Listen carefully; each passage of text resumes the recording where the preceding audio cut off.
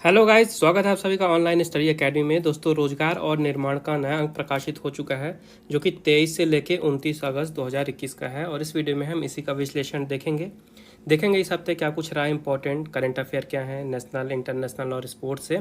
साथ ही कुछ हम सीक्यू भी दिए हैं, इन्हें भी सॉल्व करेंगे। तो आइए जल्दी से शुरू करते हैं।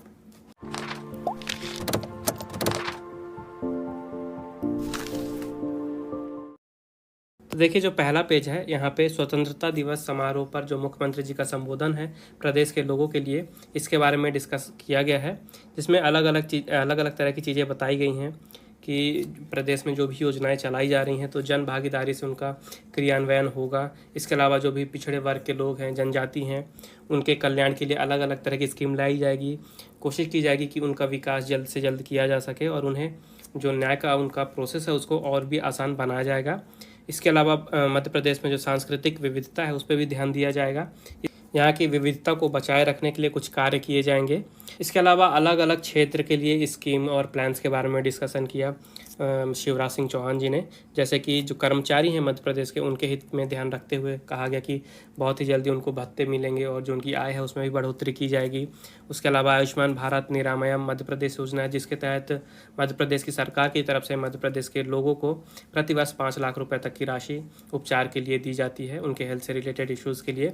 उसके अलावा बिजली के बारे में भी डिस्कशन किया गया कि इसमें 21,000 करोड़ का अनुदान दिया गया है। इसके अलावा हर घर नल द्वारा पेयजल पहुंचाने की जो स्कीम है, योजना है, उसके बारे में डिस्कशन किया गया। और इस स्कीम के अंडर में 2023 तक प्रदेश के कुल 1,22,00,000 ग्रामीण परिवारों को हर घर में जो नल है, नल के थ्रू पीने का पानी पहुंचाया जाएगा। किसानों के कल्याण की भी बात कही गई, उनके लिए अलग अलग योजनाएं लाई जाएंगी। इसके अलावा स्वामित्व योजना के बारे में बताया गया, जहां पे इस स्कीम के अंदर लगभग 3.25 लाख से ज़्यादा हितग्राहियों को अधिकार अभिलेख तैयार करके उन्हें दिए गए। उसके अलावा यहाँ पे पूंजी निवेश में वृद्धि के लिए यहाँ पे अलग अलग निवेश वातावरण बनाया जाएगा मध्य प्रदेश में, और भी ज़्यादा इंडस्ट्रीज़ लाई जाएंगी ताकि यहाँ से ज़्यादा इन्वेस्टमेंट हो पाए और यहाँ के लोगों को ज़्यादा से ज़्यादा रोजगार उपलब्ध कराया जा सके। तो इस तरह से हर क्षेत्र से रिलेटेड कुछ योजनाओं के बारे में संबोधित किया मुख्यमंत्री शिवराज सिंह चौहान जी ने। आइए आगे के पेज में देखते हैं क्या है। आगे यहाँ पे दिया हुआ है पिछले सप्ताह के बारे में क्या कुछ इंपॉर्टेंट रहा है न्यूज़ में, आइए देखते हैं। तो 14 अगस्त की न्यूज़ है कि भारत में जो रामसर स्थल हैं इनकी संख्या 46 हो गए हैं। अभी हाल ही में 4 नए स्थलों को शामिल किया गया है रामसर स्थलों में। तो काफ़ी इंपॉर्टेंट पॉइंट है, यहाँ से क्वेश्चन बनने के काफ़ी ज़्यादा चांसेस है। तो देश के 4 और वेटलैंड को रामसर सचिवालय ने रामसर स्थलों के रूप में मान्यता दे दी है। तो कौन कौन से हैं? गुजरात का थोल और बाधवाना, ये 2 प्लेस हैं गुजरात के, और हरियाणा का सुल्तानपुर और भिंडावास। ठीक है, तो 4 नए स्थल शामिल हुए हैं रामसर स्थलों में भारत में। तो अब टोटल जो संख्या है रामसर स्थलों की ये 46 हो गई हैं। तो ये जो रामसर स्थल हैं ये होता क्या एक्चुअली में? तो देखिए, जो भी वेटलैंड होते हैं, यानी कि ऐसी लैंड जो कि चारों तरफ से पानी से घिरी होती हैं और वहाँ पे कुछ अलग किस्म की प्रजातियाँ होती हैं, चाहे वो फूल पौधों की हो या जीव जंतुओं की हो। तो मतलब एक तरह से वो जो लैंड है वो इंटरनेशनल इम्पोर्टेंस रखती है, तो उसके संरक्षण के लिए उसको रामसर स्थल यानी रामसर साइट का दर्जा दे दिया जाता है। तो इसी तरह से अभी हाल ही में 4 ये साइट हैं भारत की, गुजरात की थोल और बाधवाना और हरियाणा का सुल्तानपुर और भिंडावास। तो 4 स्थलों को शामिल किया गया है। इसके बाद है, पिछले वर्ष मानसून में हुई अच्छी बारिश के चलते चावल, गेहूं और दालों में अच्छा उत्पादन होने से जो भारत का खाद्यान्न उत्पादन फसल है 2020-21 के लिए ये 3.74% बढ़कर लगभग 30,865 करोड़ टन के रिकॉर्ड स्तर पर पहुंच जाएगा, ऐसा अनुमान बताया गया है कृषि मंत्रालय द्वारा। इसके अलावा 15 अगस्त की न्यूज़ है कि यूपीएससी ने सिविल सर्विसेज परीक्षा वर्ष 2022 का एग्ज़ाम कैलेंडर जारी कर दिया है। तो इसके लिए मैंने एक डेडिकेटेड वीडियो बना के चैनल पे अपलोड कर दिया है, आप उसे ज़रूर चेकआउट करिएगा। यूपीएससी की 2022 में जितनी भी परीक्षाएं हैं सबका वहाँ पे डेट है कि कब किसका प्री होगा, कब किसका मेंस होगा। तो अगर आप तैयारी कर रहे हैं यूपीएससी की तो मेक श्योर उस वीडियो को ज़रूर चेक करिएगा। इसके बाद है एक कैरिबियाई देश जिसका नाम है हैती, यहाँ पे 10 साल बाद एक भीषण भूकंप आया है जिसमें 27 से अधिक लोगों की मौत हो गई है। इसकी जो तीव्रता है ये रिक्टर स्केल में 7.2 दर्ज की गई है। इसके बाद 16 अगस्त की न्यूज़, ARWU की रैंकिंग में IISc बेंगलुरु ने देश की तरफ से पहला स्थान प्राप्त किया है। तो देखिए academic ranking of world universities, ये हर साल जो पूरे विश्व भर की यूनिवर्सिटीज़ हैं इनकी रैंकिंग जारी करती है। और भारत की तरफ से IISc बेंगलुरु पहले स्थान पे रहा है अगर भारत की यूनिवर्सिटीज़ में बात करें तो। इसके बाद है जर्मनी की न्यूज़। तो जर्मनी ने अपने सभी 12 परमाणु ऊर्जा स्टेशन को लगभग बंद कर दिए हैं और जो 3 स्टेशन अभी चालू हैं ये 2022 तक के आखिर में नाम मात्र के रह जाएंगे। मतलब कि पूरी तरह से जो वहाँ पे परमाणु ऊर्जा के स्टेशन हैं जर्मनी में उन्हें बंद किया जा रहा है। इसके बाद है मलेशिया के प्रधानमंत्री मुहिद्दीन यासीन ने 18 महीने से भी कम समय के कार्यकाल के बाद प्रधानमंत्री पद से इस्तीफा दे दिया है। याद रखिएगा, मलेशिया के प्रधानमंत्री मुहिद्दीन यासीन। इसके बाद आगे देखते हैं 17 अगस्त की न्यूज़ है। NTA ने सेंट्रल यूनिवर्सिटी में एडमिशन के प्रवेश परीक्षा के लिए रजिस्ट्रेशन शुरू कर दिए हैं। इसके बाद है भारतीय रिजर्व बैंक यानी RBI ने देश में वित्तीय समावेशन की सीमा को मापने और सुधारने के लिए फाइनेंशियल इंक्लूजन इंडेक्स यानी कि FII इंडेक्स पेश किया है। इसके बाद अमेरिका की न्यूज़ है। अमेरिका कोरोना वायरस के डेल्टा स्वरूप के तेज़ी से फैलने और संक्रमण से लंबे समय तक बचाए रखने के लिए बूस्टर खुराक लगवाने की तैयारी कर रहा है। तो देखिए होता क्या है कि कोविड का एक डोज़ लगा वैक्सीन का और दूसरा डोज़ लगा तो आपके बॉडी पे एंटीबॉडीज़ बनने लगती हैं। लेकिन कुछ स्टडी में पता चला है कि अगर कुछ समय बाद, जैसे कि अमेरिका में 8 महीने का टाइम की बात की जा रही है, तो अगर हम 8 महीना लेके चलते हैं तो 8 महीने बाद अगर इस वैक्सीन का बूस्टर लगाया जाए तो जो एंटीबॉडीज़ हैं इनकी संख्या और भी ज़्यादा बढ़ जाती हैं और भी तेज़ी से बढ़ने लगती हैं और इस तरह से जो वायरस के प्रति इम्यूनिटी है वो और भी ज़्यादा टाइम तक रह सकती है मनुष्य के शरीर में। तो इस कारण से अमेरिका इस पर डिस्कस कर रहा है कि सेकेंड डोज के 8 महीने बाद यहाँ पे बूस्टर भी यूज़ किया जाए। आगे देखते हैं 18 अगस्त की न्यूज़ है। यहाँ पे RBI ने लॉकर के नियम में बदलाव किए हैं। भारतीय रिजर्व बैंक ने बैंक लॉकर किराए पर लेने से संबंधित दिशा निर्देशों में बदलाव किए हैं। नए निर्देशों के तहत आग लगने की घटना, चोरी, इमारत ढहने तथा बैंक कर्मचारियों द्वारा धोखाधड़ी के मामले में लॉकर को लेकर बैंक का दायित्व उसके सालाना किराए से 100 गुना तक सीमित रहेगा। लॉकर के बारे में संशोधित दिशा निर्देश 1 जनवरी 2022 से लागू होंगे। फिर अब विदेश मंत्री S जयशंकर जी ने संयुक्त राष्ट्र में प्रौद्योगिकी एवं शांति स्थापना पर संयुक्त राष्ट्र सुरक्षा परिषद की बैठक की अध्यक्षता करते हुए कहा कि संयुक्त राष्ट्र शांति स्थापना मिशन का कार्य विभिन्न चुनौतीपूर्ण परिस्थितियों में भी जारी है। इसमें आतंकवादी सशस्त्र समूहों और राज्य विरोधी तत्वों से मुकाबला भी शामिल है। फिर है केंद्र सरकार ने खाद्य तेलों के आयात पर देश की निर्भरता को कम करने और अगले 5 वर्षों में पाम तेल की घरेलू पैदावार को प्रोत्साहित करने के लिए 11,040 करोड़ रुपए के राष्ट्रीय खाद्य तेल मिशन ऑयल पाम को मंजूरी दी है। याद रखिएगा, 11,040 करोड़ रुपए से राष्ट्रीय खाद्य तेल मिशन ऑयल पाम को शुरू किया जाएगा, जिसमें से 8,844 करोड़ रुपए केंद्र सरकार देगी, जबकि 2,196 करोड़ रुपए राज्य सरकारों को खर्च करना पड़ेगा। फिर है 19 अगस्त की न्यूज़। यहाँ पे IIT कानपुर में एक शिवानी केंद्र स्थापित हुआ है। और ये है क्या शिवानी केंद्र? तो देखिए, जो IIT में स्टूडेंट होते हैं तो इंग्लिश में तो वो टॉप होते हैं, उनको इंग्लिश अच्छे से आती है, लेकिन भारत में जो और भी दूसरी भाषाएं बोली जाती हैं वो उनकी काफ़ी ज़्यादा कमज़ोर होती है। ठीक है, तो इसी कारण से शिवानी केंद्र को स्थापित किया गया है IIT में, ताकि वहाँ के छात्र भारत के जो दूसरी भाषाएँ हैं उन पर भी निपुण हो सकें। इसके बाद है 20 अगस्त की न्यूज़। यहाँ पे कोरोना वायरस का पता लगाने 50 करोड़ के पार पहुंची जांच संख्या। तो भारतीय आयुर्विज्ञान अनुसंधान परिषद यानी कि Indian council of medical research ने कहा है कि देश में कोरोना वायरस संक्रमण का पता लगाने के लिए नमूनों की जांच संख्या 50 करोड़ के पार हो गई है। आगे है संयुक्त राष्ट्र की परमाणु निगरानी संस्था ने अपनी ताज़ा रिपोर्ट में कहा है कि ईरान ने परमाणु हथियार बनाने लायक यूरेनियम का संवर्धन कर लिया है। तो ईरान ने अप्रैल में यूरेनियम की शुद्धता 20% से बढ़ाकर 60% कर ली है। फिर यहाँ पे इम्पॉर्टेंट डे की बात करते हैं तो 19 अगस्त को मनाया जाता है वर्ल्ड फोटोग्राफी डे। ठीक है, तो वर्ल्ड फोटोग्राफी डे क्यों मनाया जाता है? तो जो फोटोग्राफ़र होते हैं इनकी जो कला होती है उसको सेलिब्रेट करने के लिए ये दिन मनाया जाता है। पूरे विश्व भर में जो फोटोग्राफ़र हैं, ये जो दिन है ये उन सभी फोटोग्राफर्स को समर्पित है जिन्होंने अपनी फ़ोटोग्राफी की कला से दुनिया की खूबसूरती को कैमरे में कैद किया है। तो फोटोग्राफी की जो शुरुआत थी ये 181 साल पहले 9 जनवरी 1839 को हुई थी। इसके बाद दुनिया की जो पहली सेल्फी है ये 1839 को अमेरिकन फोटोग्राफर रॉबर्ट कार्नेलियस ने शुरू की थी। ठीक है, मतलब 1839 में रॉबर्ट कार्नेलियस ने पहली सेल्फी ली थी और ये दुनिया की पहली सेल्फी मानी जाती है। और ऑक्सफोर्ड डिक्शनरी ने साल 2013 में सेल्फी को वर्ल्ड ऑफ द ईयर घोषित किया था। तो ये पॉइंट यहाँ से इम्पोर्टेंट है। दुनिया की जो पहली रंगीन तस्वीर थी ये वर्ष 1861 में आई थी। ये पॉइंट आपको यहाँ से याद रखने हैं।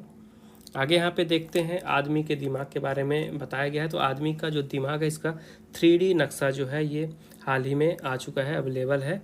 तो मनुष्य का दिमाग वैज्ञानिकों के लिए शुरू से ही कौतूहल का विषय रहा, ये तो आप सभी को पता है। समय समय पर वैज्ञानिक इसमें शोध करते रहे हैं। अभी हाल ही में गूगल और हार्वर्ड विश्वविद्यालय के शोधकर्ताओं ने मिलकर मस्तिष्क के छोटे हिस्से का 3D नक्शा तैयार किया है। ये जो नक्शा है ये ब्राउज किया जा सकता है। इसके लिए वैज्ञानिकों ने 225 मिलियन छवियों और 1 मिलियन से अधिक गीगाबाइट डेटा का उपयोग किया है।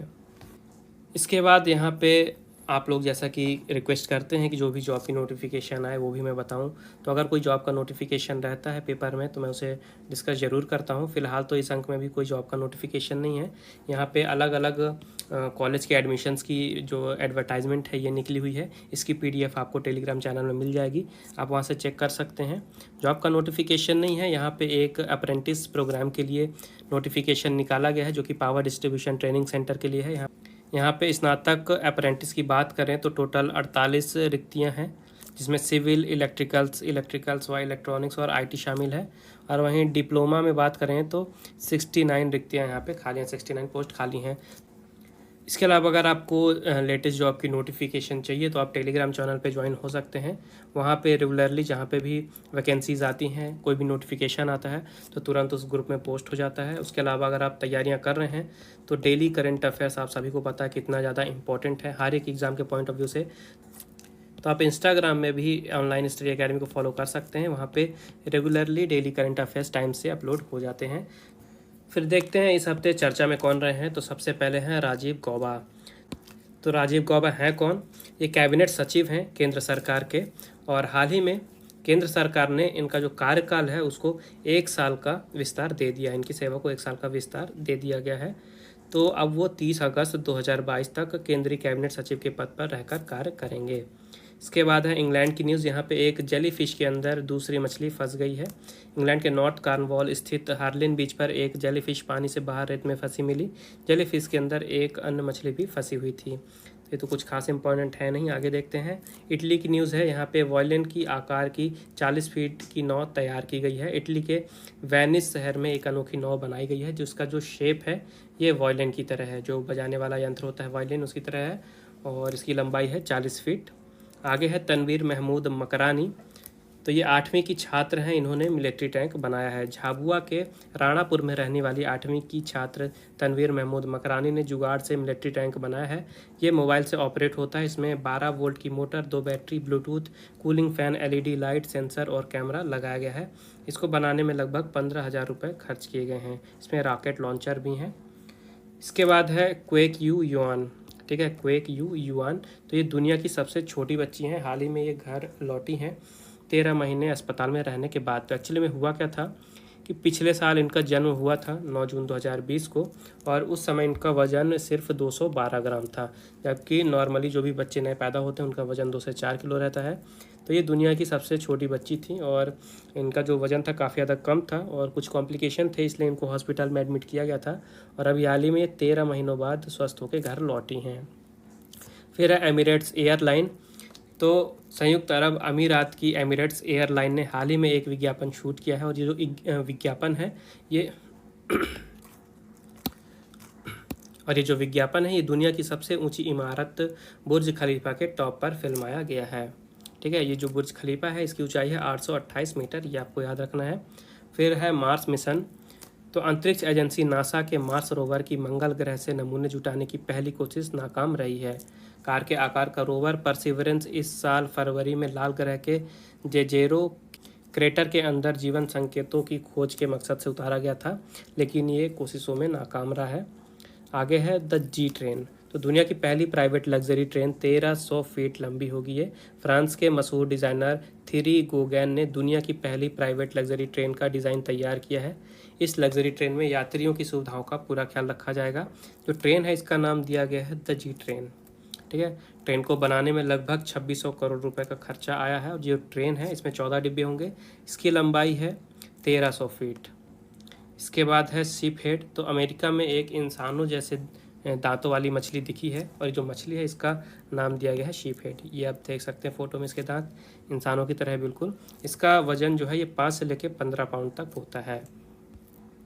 आगे देखते हैं यहाँ पे दावा खान मेनापाल। तो अफगानिस्तान सरकार के मीडिया सूचना केंद्र प्रमुख थे ये दावा खान मेनापाल, और हाल ही में इनकी हत्या कर दी गई है। आप सभी को पता है कि तालिबानियों द्वारा अफगानिस्तान में कब्जा कर लिया गया है, तो अफगानिस्तान सरकार के मीडिया सूचना केंद्र प्रमुख की हाल ही में हत्या कर दी गई है, इस कारण से ये न्यूज़ में है। इनका नाम था दावा खान मेनापाल। आगे हैं संतोष जॉर्ज। तो ये भारत के पहले स्पेस टूरिस्ट होंगे। तो केरल के हैं ये बिजनेसमैन संतोष जॉर्ज। ये 49 वर्ष के हैं, और 2007 में इन्हें वर्जिन गैलेक्टिक कंपनी के रिचर्ड ब्रैंसन ने पेड स्पेस टूरिस्ट के रूप में चुना था, और हाल ही में ये स्पेस में जाएंगे प्राइवेट वर्जिन गैलेक्टिक कंपनी के द्वारा। तो ये भारत की तरफ से पहले स्पेस टूरिस्ट बनेंगे संतोष जॉर्ज। इसके बाद है नासा। तो नासा का एक अनुसंधान केंद्र है ओहायो में, तो नील आर्मस्ट्रॉन्ग के नाम से उसका नाम दोबारा से रखा जाएगा। ओहायो स्थित अमेरिकी अंतरिक्ष एजेंसी नासा के एक प्रतिष्ठित प्लम्ब्रुक स्टेशन का नाम बदलकर नील आर्मस्ट्रॉन्ग के नाम पर रखा जाएगा। फिर है NOAA रिपोर्ट। 142 साल में जुलाई का जो महीना रहा है ये सबसे ज़्यादा गर्म रहा है। 2021 का जो महीना था जुलाई, तो यहाँ पे जो गर्मी पड़ी है इतनी ज़्यादा पड़ी है कि बताया जा रहा है कि 142 साल में ये जो जुलाई का महीना रहा है ये सबसे ज़्यादा गर्म रहा है। और ये जो स्टेटस दिया गया है जुलाई के महीने को सबसे गर्म का, ये NOAA के एक रिपोर्ट के अनुसार दिया गया है। NOAA है national oceanic and atmospheric administration. आगे देखते हैं थॉमस डेनरबी। थॉमस डेनरबी कौन है? ये भारतीय महिला फुटबॉल टीम के कोच बने हैं। थॉमस डेनरबी हैं कहाँ के? तो वे स्वीडन के हैं, और ये हाल ही में भारतीय महिला फुटबॉल टीम के नए कोच बन गए हैं। फिर है fit India freedom run 2.0।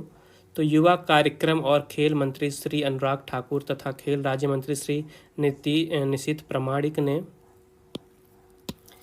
Nishith प्रामाणिक ने फिट इंडिया फ्रीडम रन 2.0 का देशव्यापी शुभारंभ किया है। आज़ादी का अमृत महोत्सव के तहत देश भर में फिट इंडिया फ्रीडम रन का आयोजन किया जाता है हर साल, और इस साल 2.0 वर्जन लॉन्च किया गया है।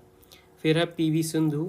तो ये विशाखापट्टनम में अपनी बैडमिंटन प्रशिक्षण अकादमी शुरू करने वाली हैं। आपको पता होगा कि PV सिंधु ने इस साल टोक्यो ओलंपिक्स में कौन सा मेडल जीता है? Bronze medal. और भारत के इतिहास में पहली महिला हैं जिन्होंने 2 ओलंपिक मेडल जीते हैं। इससे पहले इन्होंने सिल्वर जीता था, ठीक है, और इस साल इन्होंने ब्रॉन्ज जीता है। फिर स्मृति शेष देख लेते हैं। तेलंगाना हाई कोर्ट के न्यायाधीश केशव राव जी का हाल ही में 60 वर्ष की आयु में निधन हो गया है। यहाँ पे देखिए एक और इम्पॉर्टेंट डे है जो कि है अंतर्राष्ट्रीय परमाणु परीक्षण निषिद्ध दिवस, जो कि 29 अगस्त को मनाया जाता है हर साल, ठीक है। International day against nuclear test 29 अगस्त को मनाया जाता है। ये दिन क्यों मनाया जाता है? तो देखिए जो परमाणु ऊर्जा है ये आप सभी को पता है कितनी ज़्यादा खतरनाक है, चाहे इनका परीक्षण हो या हथियार के रूप में इन्हें इस्तेमाल किया जाए। तो इस दिन की स्थापना की गई थी 29 अगस्त को, ताकि पूरे विश्व भर में जो परमाणु ऊर्जा है उसकी जो टेस्टिंग चल रही है उसे रोका जा सके। मतलब पूरे विश्व भर में शांति फैलाने के लिए हर देशों से ये कहा जाए कि जो परमाणु ऊर्जा है या उनका परीक्षण है उनको जल्द से जल्द रोका जा सके, ताकि पूरे विश्व भर में शांति और समझौते बने रहें। तो इसी कारण से हर साल 29 अगस्त को ये दिन मनाया जाता है। इसके बाद कुछ यहाँ पे इंपॉर्टेंट MCQ दिए हैं जो कि खेल से रिलेटेड हैं। आइए एक एक करके इन्हें देखते हैं। तो वर्ष 2019 में किस देश ने बास्केटबॉल वर्ल्ड कप जीता है? तो इसका राइट आंसर हो जाएगा स्पेन। आइस हॉकी में एक टीम में कितने खिलाड़ी होते हैं? तो इस तरह के क्वेश्चन अक्सर एग्जाम में पूछता है, जहाँ पे खिलाड़ी और कौन से खेल में कितने खिलाड़ी होते हैं ये पूछा जाता है। तो यहाँ पे आपसे आइस हॉकी की बात कर रहा है। तो एक टीम में आइस हॉकी में 6 खिलाड़ी होते हैं, याद रखिएगा। रग्बी सेवन्स को किस वर्ष ओलंपिक खेलों में जगह मिली थी? तो इसका राइट आंसर हो जाएगा वर्ष 2016 में। इनमें से किस देश को वर्ष 2026 में वर्ल्ड बैडमिंटन चैंपियनशिप की मेज़बानी सौंपी गई है? तो इसका राइट आंसर हो जाएगा भारत, क्योंकि भारत मेज़बानी करेगा, इसलिए इंपॉर्टेंट क्वेश्चन बनता है, याद रखिएगा। हाल ही में इनमें से किस जर्मन फुटबॉलर ने संन्यास लिया है? तो इसका राइट आंसर हो जाएगा जोशुआ किमिच। इस वर्ष विंबलडन में महिला एकल वर्ग की चैंपियन कौन बनी है? तो इसका राइट आंसर हो जाएगा एशले बार्टी। अमेरिकी खिलाड़ी डस्टिन जॉनसन किस खेल से संबंधित हैं? तो इसका राइट आंसर हो जाएगा गोल्फ। इनमें से किस वर्ष अर्जेंटीना ने फीफा वर्ल्ड कप जीता है? तो इसका राइट आंसर हो जाएगा 1986 में। वर्ष 2017 में वर्ल्ड बॉक्सिंग चैंपियनशिप किस देश में आयोजित की गई थी? तो इसका राइट आंसर हो जाएगा जर्मनी। इनमें से कौन सा देश टोक्यो ओलंपिक 2020 में पदक तालिका में पहले स्थान पर रहा है? तो पहले स्थान पे कौन था? याद रखिएगा, अमेरिका था सबसे पहले स्थान पे। भारत कौन से नंबर पे था? भारत था 48वें नंबर पे। वर्ष 2020 में किस टीम को हराकर मुंबई इंडियंस ने आईपीएल का खिताब जीता था? तो इसका राइट आंसर हो जाएगा दिल्ली कैपिटल्स। इनमें से कौन सा टर्म बैडमिंटन से संबंधित नहीं है? ध्यान से सुनिएगा, संबंधित नहीं है ये पूछ रहा है। तो game point, base line, smash, ये सब बैडमिंटन से संबंधित है। हुप्स जो है ये बैडमिंटन से संबंधित नहीं है। फिर है किस देश ने सबसे ज़्यादा बार राष्ट्रमंडल खेलों की मेज़बानी की है? तो इसका राइट आंसर हो जाएगा ऑस्ट्रेलिया। इनमें से किस देश का राष्ट्रीय खेल बैंडी है? तो इसका राइट आंसर हो जाएगा रूस। टोक्यो ओलंपिक 2020 में फुटबॉल में पुरुष स्पर्धा का स्वर्ण पदक किस देश ने जीता है? तो इसका राइट आंसर हो जाएगा ब्राज़ील। वर्ष 2019 में किस खिलाड़ी ने पेरिस मास्टर्स में पुरुष एकल वर्ग का खिताब जीता था? तो इसका राइट आंसर हो जाएगा नोवाक जोकोविक। इनमें से किस खिलाड़ी ने वर्ष 2020 में मोटो जीपी वर्ल्ड चैंपियनशिप जीती है? तो इसका राइट आंसर हो जाएगा आपका जोआन मीर। अगला क्वेश्चन है सचिन तेंदुलकर को भारत रत्न सम्मान किस वर्ष में दिया गया था? तो इसका राइट आंसर हो जाएगा 2014 में। कमलप्रीत कौर किस खेल में भारत का प्रतिनिधित्व करती हैं? तो इसका राइट आंसर हो जाएगा एथलेटिक्स। वर्ष 2020 में किस कार रेसर ने Russian grand prix formula 1 race जीती थी? तो इसका राइट आंसर हो जाएगा वॉल्टेरी बोटास। अर्जेंटीना के कप्तान लियोनेल मेसी ने अंतर्राष्ट्रीय फुटबॉल में कितने गोल किए हैं? तो इसका राइट आंसर हो जाएगा 76। भारत ने टोक्यो ओलंपिक 2020 में कुल कितने पदक जीते हैं? तो इम्पोर्टेंट क्वेश्चन है, ये भी याद रखना आपको। भारत ने टोटल 7 मेडल जीते थे। फिर है वनडे अंतर्राष्ट्रीय क्रिकेट में 7000 रन बनाने वाली महिला क्रिकेटर कौन है? तो इसका राइट आंसर हो जाएगा आपका मिताली राज। एशियाई खेलों में रोलर स्पोर्ट्स पहली बार कब शामिल किया गया था? तो इसका राइट आंसर हो जाएगा वर्ष 2010 में। इनमें से कौन सा गोलकीपर इंग्लैंड का प्रतिनिधित्व करता है? तो इसका राइट आंसर हो जाएगा जॉर्डन पिकफोर्ड। आगे यहाँ पे खेल चर्चा। तो भाला फेंक रैंकिंग में नीरज चोपड़ा जो है पूरे विश्व भर में दूसरे स्थान पे आ गए हैं। काफ़ी इंपॉर्टेंट चर्चा में रहे हैं ये नीरज चोपड़ा। इन्होंने टोक्यो ओलंपिक में भारत को गोल्ड मेडल दिलाया था, जो कि इकलौता गोल्ड मेडल था भारत का। और हाल ही में भाला फेंक की जो लेटेस्ट रैंकिंग जारी की गई है पूरे विश्व भर में, नीरज चोपड़ा दूसरे नंबर पर आ गए हैं। नीचे है टोक्यो पैरालंपिक के लिए भारतीय दल रवाना किया गया हाल ही में। 24 अगस्त से 5 सितंबर तक टोक्यो पैरालंपिक चलेगा और इसी के लिए हाल ही में भारतीय दल को रवाना किया गया है। फिर अफगानिस्तान ने T20 विश्व कप में खेलने की पुष्टि की है। आप सभी को पता है कि जो तालिबान है उन्होंने कब्जा कर लिया है अफगानिस्तान में, लेकिन इसके बाद भी जो अफगानिस्तान का क्रिकेट बोर्ड है उन्होंने कहा है कि अफगानिस्तान की जो टीम है इस वर्ष के अंत में जो T20 विश्व कप होने वाला है वहाँ पर भाग लेगी। फिर यहाँ पे राष्ट्रीय खेल पुरस्कार कार्यक्रम को स्थगित कर दिया गया है। हर साल 29 अगस्त को आयोजित किया जाता है ये जो अवार्ड है नेशनल स्पोर्ट्स अवार्ड्स का कार्यक्रम, और इस साल इसे स्थगित कर दिया गया है। स्थगित क्यों किया गया है? क्योंकि 24 अगस्त से 5 सितंबर तक पैरालंपिक्स खेल आयोजित होंगे और जो भारत के स्पोर्ट्स मिनिस्टर हैं अनुराग ठाकुर जी, उन्होंने कहा है कि हम इस अवार्ड में जो पैरालंपिक प्लेयर हैं उनको भी शामिल करना चाहते हैं।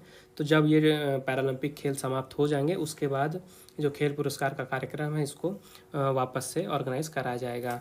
फिर यहाँ पे यूएफए सुपर कप की बात की जा रही है जो कि फुटबॉल का टूर्नामेंट है। तो चेल्सी ने 23 वर्ष बाद खिताब जीता है। चेल्सी ने पेनाल्टी शूट आउट में 6-5 के स्कोर से मैच जीता है।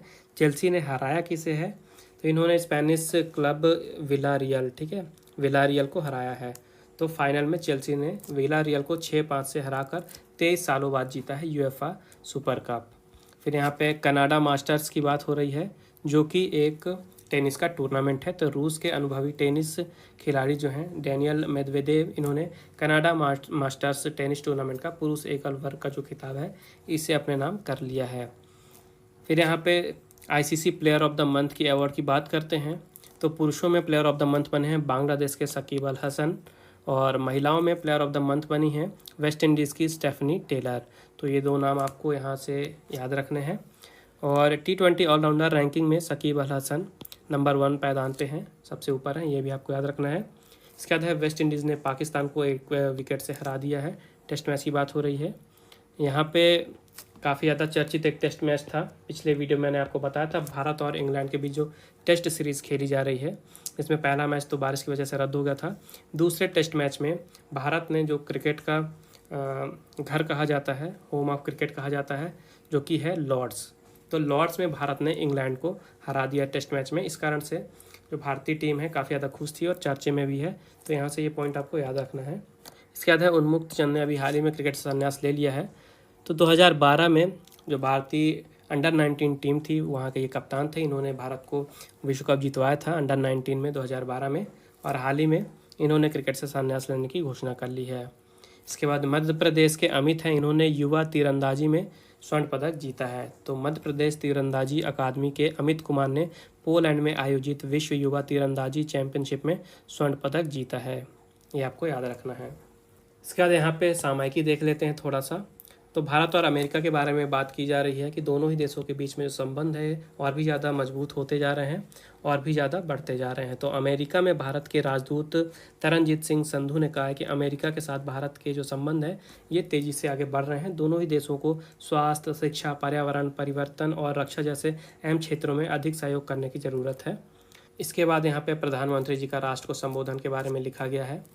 तो स्वतंत्रता दिवस के अवसर पे प्रधानमंत्री जी ने राष्ट्र को संबोधित करते हुए कुछ इंपॉर्टेंट पॉइंट पे बात की।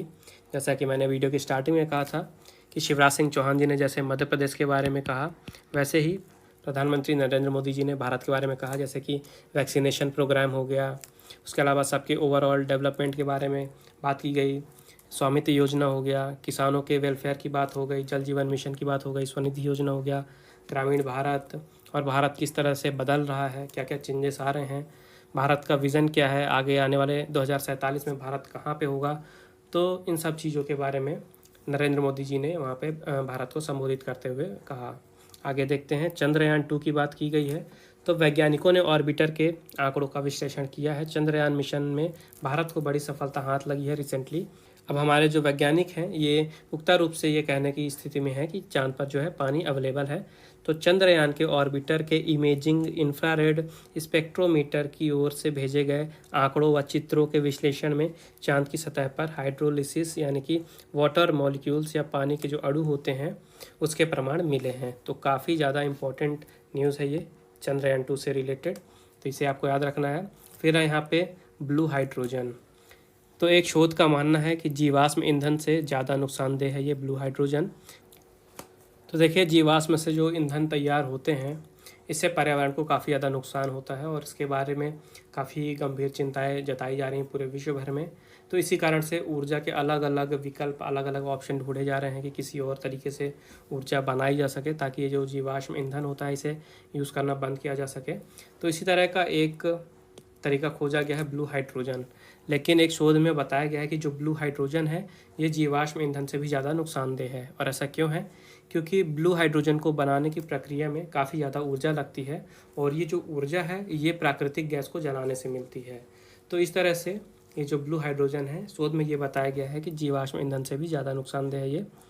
नीचे अफगानिस्तान पर तालिबान ने कब्जा कर लिया है, इसी के बारे में दिया गया है एक आर्टिकल।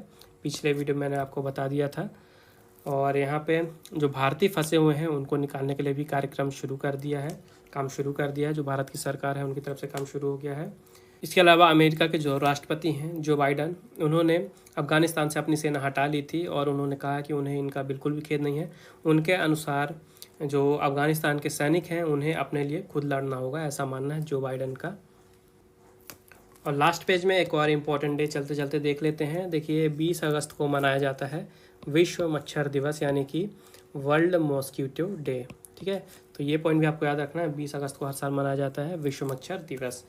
तो आज का सेशन यहीं समाप्त करते हैं। आई होप आपको यूज़फुल लगा होगा। वीडियो पसंद आई है तो वीडियो को लाइक ज़रूर करिएगा, ज़्यादा से ज़्यादा शेयर करिएगा दोस्तों के साथ और चैनल को सब्सक्राइब जरूर करिएगा। इसके अलावा टेलीग्राम, इंस्टाग्राम पे भी ज़रूर फॉलो करिएगा ताकि आपको करंट अफेयर और जो रिक्रूटमेंट या नोटिफिकेशन आते हैं गवर्नमेंट जॉब के, ये सब कुछ ईजिली, आसानी से और तुरंत अवेलेबल हो सके। मिलते हैं अगले अंक के प्रकाशन के बाद, तब तक के लिए take care and thank you guys.